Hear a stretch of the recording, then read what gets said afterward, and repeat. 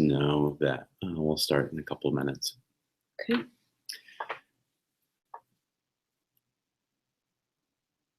And right now, it's just you and me. Sweet.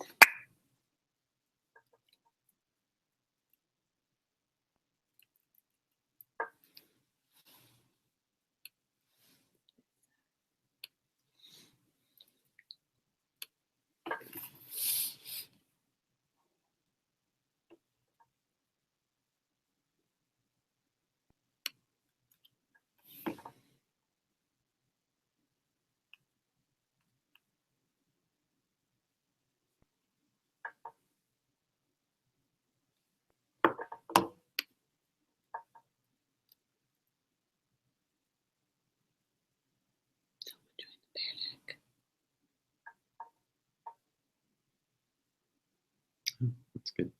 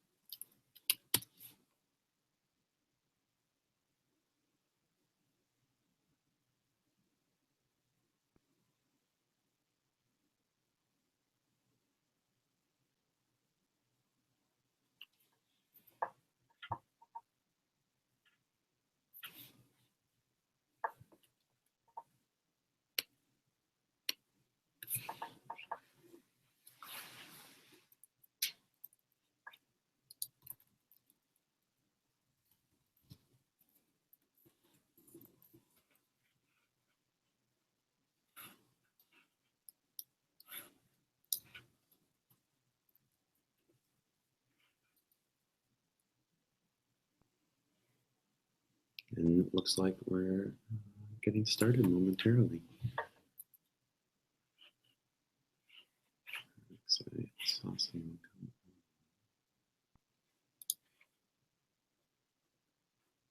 Yeah.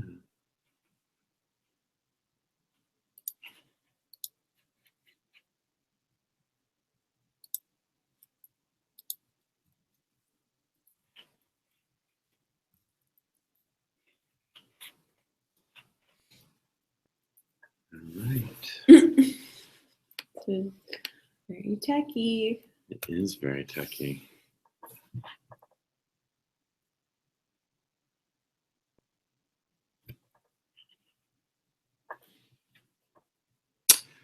Well, I think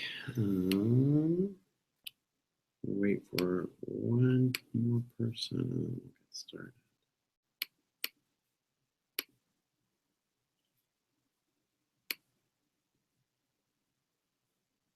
Oh, Chris's clock is like mine. He might be thinking it's not quite 7. Well, and the other thing that's interesting too is, yep, looks like we are on the air. Oh boy. I know. Hello, I'm so excited. everyone. There's a lot of you out there. I know. There's you. There's me. Yes. Okay. Well, let's wait for a couple more minutes because it looks like folks are coming in and out, and then we will get started. Perfect.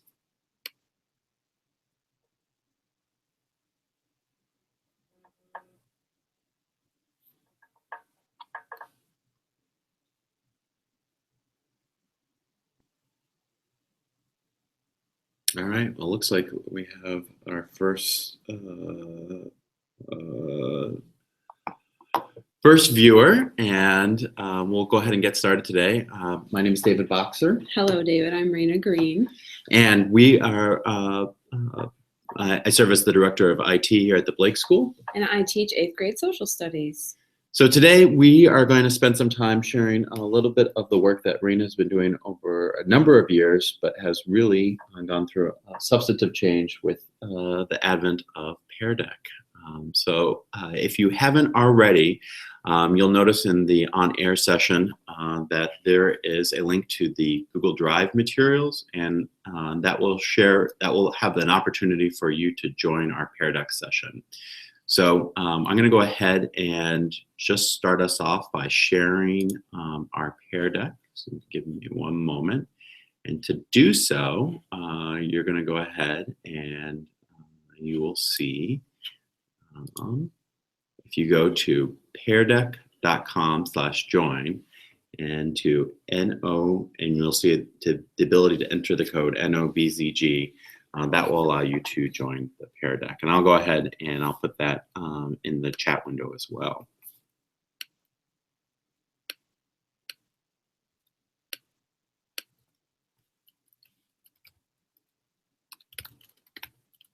And once we have a few folks in the PearDeck, then we will we'll go ahead and get started. And just so you know, for those of you who are joining the PearDeck, we'll have the opportunity, Charity and Stephanie, to see your responses. So although your responses will be anonymous to everyone else on the broadcast periodically, we will have the opportunity to see your responses. So we'd encourage you to join. None of the questions that we asked today are too salacious, but they really are meant to be an opportunity for you to engage in some of the work today.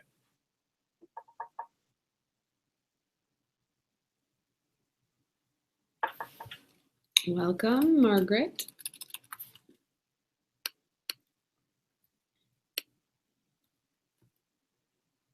Welcome, Chris.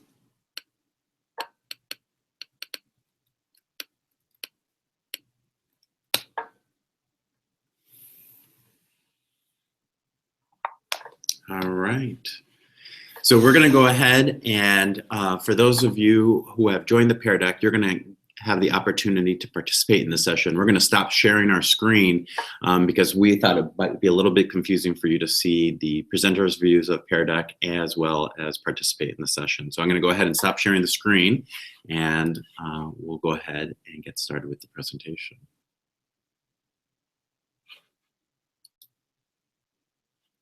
Hi. So, are you going to advance it from there? From here. Yeah. I see. Okay, so this has been a revolution in my classroom. In the last school year, we went into a one-to-one laptop initiative with our students, and so I knew we were going to have some exciting opportunities to interact with them in ways we hadn't before. And PearDeck was something I stumbled upon fairly early in the game with a little bit of help from David and the rest of the ISS staff. And it has revolutionized, as I said, my teaching methodology. So we want to have you get a sense of what it looks like by showing you a quick video. Advance to the next slide.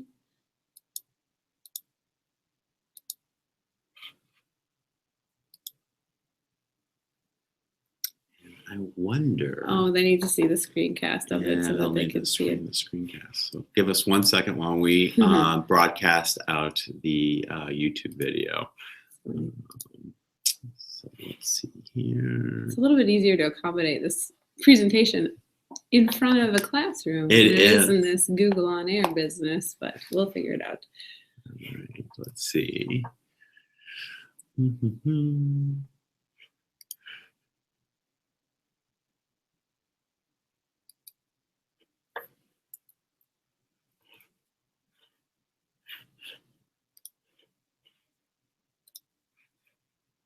I'm going to put a projector view just on here on the PearDeck. Be the easiest. Okay. And then share this out. Yep.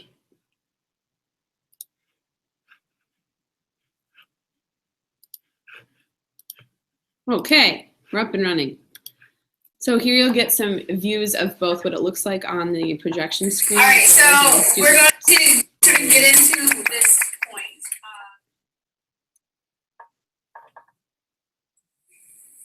So feel free to draw on screen. What do you notice? This is the cover of the DVD.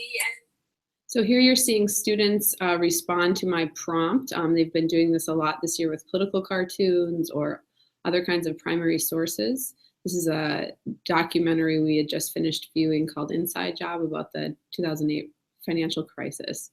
So they're trying to sort of gather in what they're noticing about that image. We're noticing a pile of bills. We're noticing a crossed finger behind the back. We're noticing, quote, stunning, will leave you both boiling with rage. A crime story, someone noticed.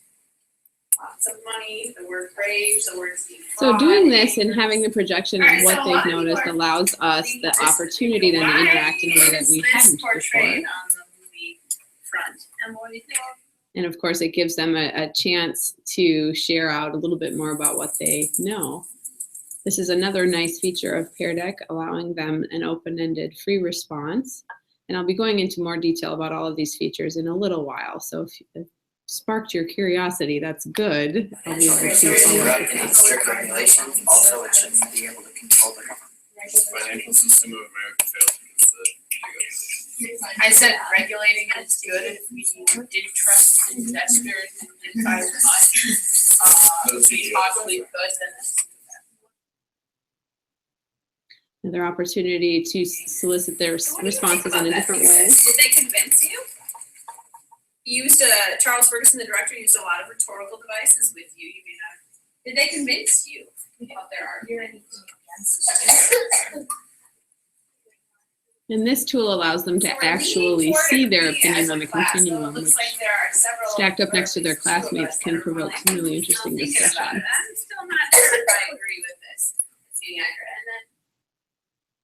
And then sometimes you have to freeze their screen so that the dots don't get obnoxious. And then lastly, or second to lastly, this is a tool I use to share out specific websites. So let's take a look at an alternative students. perspective, shall we? I've been combing the interwebs for good articles that I thought would be digestible by you. And I think the second one is probably your best bet to start with. So I would start with this one. I'll give you about 10 minutes to read. The other one is good. And then you can obviously follow up as you see fit with what you're hoping they will gain from having looked at those resources. You saw a lot of that, so we did see some movement. So look at where we were before. Now some of us have moved more to the center. Of course. So the combination of the making of the thinking visible as well as multiple choice have been, I think, the biggest change for our classroom. Been really exciting to watch. So with the multiple choice feature now, you'll see the students kind of engaging with each other about their choices, and then they'll see what their classmates have chosen. Oh gosh. Oh, whoops. Now students who didn't realize there were options at the bottom of the screen. I noticed that nobody said we should stop bailing them out, and nobody said we should limit how much people make. I mean, I would have. But I think that Okay. Sadie, you want to say anything about that? I don't think we should. I think we should. Are there any that you feel so strongly about that you would like to get people to move toward your side? Looks like we have almost a tie between getting rid of some of this influence in Washington and or getting rid of these predatory lenders. Now people are bouncing even more. Kyle, what do you think? All right, now I'm going to turn it over to David, and he's going to talk a little bit about the technology as it's advanced. So one of the things that when Rena and I have discussed over the year is that for our practices as educators, we've had an opportunity to really move beyond what we typically engaged in when we first started teaching. And so most of the work that I had the opportunity to do with students when I first started teaching was really around student-to-teacher assessment, or what I call that ping-pong assessment, where as a teacher, I had the opportunity to ask one question to a student and another question to another student, another question to another student. But it wasn't always as rich of a practice as what I sort of call the basketball pass, where students would have the opportunity to pass the conversation, the baton to each other and build off of one another. And that's because when I first started teaching, I had 3 modes of assessment that I was primarily working on, right? So the hand raise, there was the much more rich and qualitative opportunity for feedback, written feedback, but there was sort of a lag time between when I would hear students' voices and have their opportunities, when they had opportunities to reflect, and then my ability to actually respond to that. There was, of course, the multiple choice option, the old old-fashioned Scantron, but even then, there was a bit of a lag time, and frankly, the kinds of questions that I could ask were usually pretty surface level. And along for both of us, when Marina and I started teaching, the clickers came along, which allowed for real-time feedback. And that was great because you could actually start to build more of this basketball pass of conversation. But again, the limitation for both of us was really the majority of the kinds of questions that we could ask weren't always as rich as one would hope in because of the fact that they were multiple choice. So along came PearDeck, and we've been using this now for about 1 year. And since that time, we've really been able to build on the power of PearDeck. And you'll hear Raina talk about this a lot through a number of different vantage points. But I think the one that you'll hear over and over again is the power of anonymity. So with that in mind, you should have a prompt right now that asks of you, what was the most successful learning experience as a student in the classroom or outside of the classroom that you've ever engaged in, and how do you know? So if you can just take 30 seconds, bullet point list would be fine, to just think about a successful learning experience that you may have had in a formal school setting or that you may have had outside of the classroom. And Raina and I will do the hardest thing in this for teachers. We'll just wait and see what some of the responses are, because we'll use this, your responses, to help build off the rest of our presentation today. We should have weight room music. We should have weight room music. Let's see what's on the jam station. Well, we'll have to get up and come back.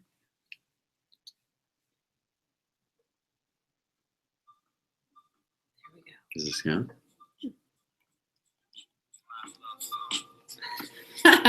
Perfect.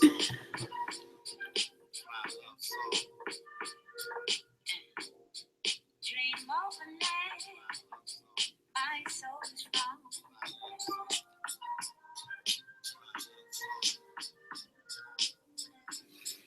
I hear a hand stroke on the ground.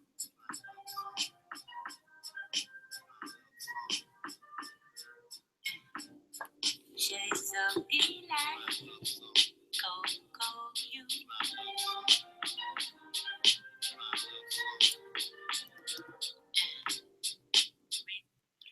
And one of the things I'm starting to wonder is everyone able to access the PearDeck, and have you been able to have an opportunity to respond into it? Because we haven't seen any responses just yet.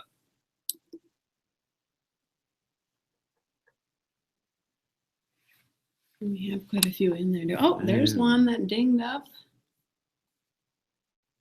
Okay. So just make sure you press return after you finish typing. All right, there we go. And we're going to share our screen so you can see, as a teacher, one of the ways that we get to start to see responses from folks. Right. So I usually wait until I've seen a few pop up. So depending on the size of my class, if I've got 20 students, I'll wait until I have usually at least 10 of them before I start projecting. Otherwise, you run the risk of students just copying each other. But as you can see, they start to bounce up. And it's been my experience that students look forward to seeing theirs show up. While they don't have to necessarily claim it initially, they do love the opportunity to see how their response stacks up next to the others. So looks like we have some experiences that shaped us in education that involved getting out and doing something in the real world.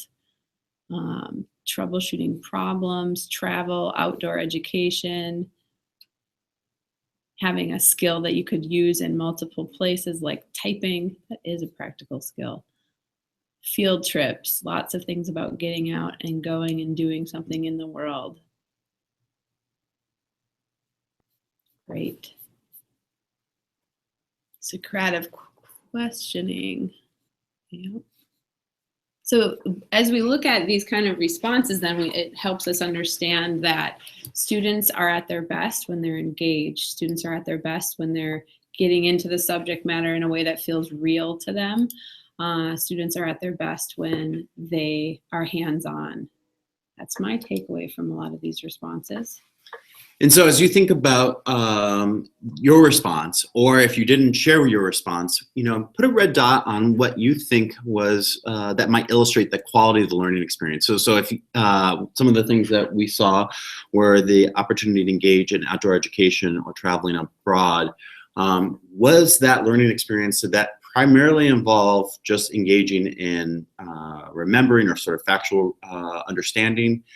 Or did that really have you an opportunity to design and build and construct something outside of your normal learning space? Or did that have you an opportunity to learn about another culture and gain others' perspectives? So if you'll see a little red dot on your screen, and if you can go ahead and place the red dot on the area that you feel like is most applicable.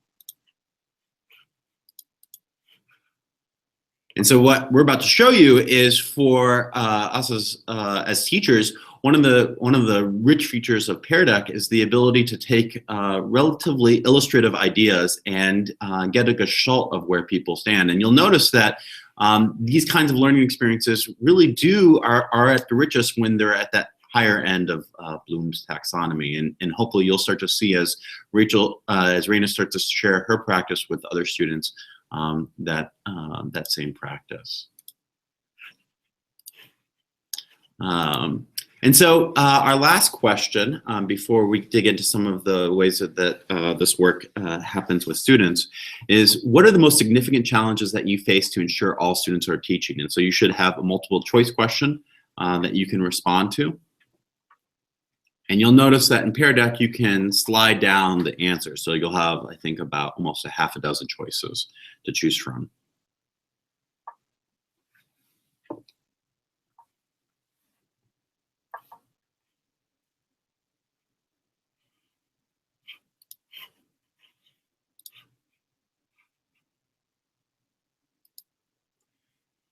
And so one of the challenges that many of us face when working with students in the classroom is just around student comprehension. What are they taking away from the lesson, the engagement? But for many of us, it's really all the above factors, right? So the ability to understand different perspectives. What are students bringing into the classroom? What is the prior knowledge that that they bring to their work? Keeping them engaged. Knowing when to move on, so when is it that we've covered enough in order to move on, and then finally engaging them in a topic that may be more, may require them to sort of take a deeper dive and having a sense of when to do so. So this information that you're seeing now is from a recent poll that I did with my students to find out sort of what is PearDeck in their lived experience. And they were asked to select all that apply of a series of multiple choice options, and this was the result. So out of almost 75 students who answered this poll, the vast majority of them said they enjoyed the fact that PearDeck allows them to see what other students are thinking, that there's some really important learning that happens when they can see where they stack up next to their peers, and that then PearDeck also gives them the advantage of being able to share their own opinion in a really safe, and as David mentioned, anonymous way. And I'll talk more about that in a second. Interacting with media, keeping them interested in the lesson, thinking deeply, and then giving them something to do are all also some aspects of PearDeck that they said they enjoyed. So I just want to highlight a couple of portions of the video now with you and talk to you about what I use these tools for and how they've enhanced my classroom. So moving into the... Let me go ahead and share. I'm sorry. All Okay, right, so no problem. we're going to So let's turn off get the into volume. this point. And so the drawing feature has been really great. In the past, I had a Promethean board and Active Studio, Active Inspire software with it. And if we were doing any kind of political cartoon analysis, I might have them be doing this on a piece of paper at their table, or one at a time coming up and taking the pen and doing some analysis on the board, but it was far, far more tedious to share out their ideas. And this way, as you can see in a moment when it flashes to the projection screen, we can scroll through multiple students' analysis. PearDeck also allows you to type on screen, and you'll see, I think toward the bottom, a couple of examples of that. And actually, I think we're running a little short on time, so I'm going to skip ahead to the next section. My favorite tool has been free response because that completely revolutionized the way that I could ask questions. Obviously, when you're limited by the clicker, you only have the multiple choice option. You can do a continuum of ideas, but you certainly couldn't do anything that allows for this level of nuance. So I use free response a lot, and I also use it as a way to catalyze individual discussion among students.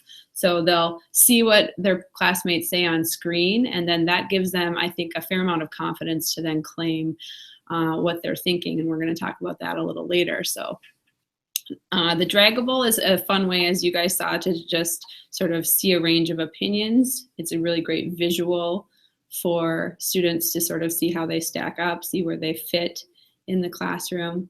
And PearDeck has a number of features that allow you to set up what it appears on screen. So this one's an agree-disagree continuum, but you can also do thumbs up, thumbs down, or you could do any other graphic organizer that you think would be applicable. And then moving ahead, the guided research, that's actually one of the first things I liked about PearDeck was being able to target a couple of websites within the presentation that I was giving or about the topic of the presentation, and then have the students really take a closer look. And certainly you could accomplish that with your website or web page or any kind of emailing, but this was just a nice way to do it within a presentation. And then the making thinking visible, that's kind of embedded in all that you've seen here. When students get to see their ideas on screen and see where they fit in with the class, it does really, in my experience, promote deeper understanding, as you'll see in our next, and deeper engagement. So this is from that same poll that I mentioned. Compared to other types of lessons, how engaged do you feel? And you can see that the vast majority of students report either being as engaged or even more engaged in the lesson, with a couple who I guess are just not super into school at this point. So claiming your response is the last piece that we wanted to talk to you about with PearDeck. So it starts off with a very, I think, safe, anonymous feeling that the students have. You know, there's my answer, but I don't have to say anything about whether it's mine or not. But as you build that environment of it's safe to share your ideas and we're going to be talking about them, my experience has been that even on a fairly controversial topic like this one, what should be done about the financial crisis, where there were quite a range of opinions on the table, students feel empowered to claim their response. Students feel empowered to say, look, I think letter B is the right option and here's why. Or I think all of these things have to happen and here's why. And that has been huge in terms of sparking discussion. And I'm going to turn the volume We should back stop bailing them on out, and nobody said we should. to remind you of some of the Nobody said we ideas should that limit how happen much people here make. really I organically. mean, I would've. I would. I think that's. So that claiming your response aspect of PearDeck has been huge for us to help students articulate first in written form or in draggable form, and then having to say, here's why I think that. That's been great for getting them to move forward into more controversial topics. So here you can see another overwhelmingly favorable student response of, are you more likely to share your opinion during PearDeck? Yes, says almost 90% of them. And then the analytics part, this is a screencast. Are we linking that for them right now? Just a screencast to show you that you as the teacher, after the fact, can in fact go back in and save your session, look at individual students and how they responded. And that's especially helpful if we try to figure out, did they understand it? Did they comprehend the material? Many of you said that was something that has been challenging for you as an educator, and it certainly was for me. And the idea of like trying to give them an exit card every day and then read through all of those pieces of paper, this gives me a great tool to save and then use in a variety of ways, as you'll see on the screencast.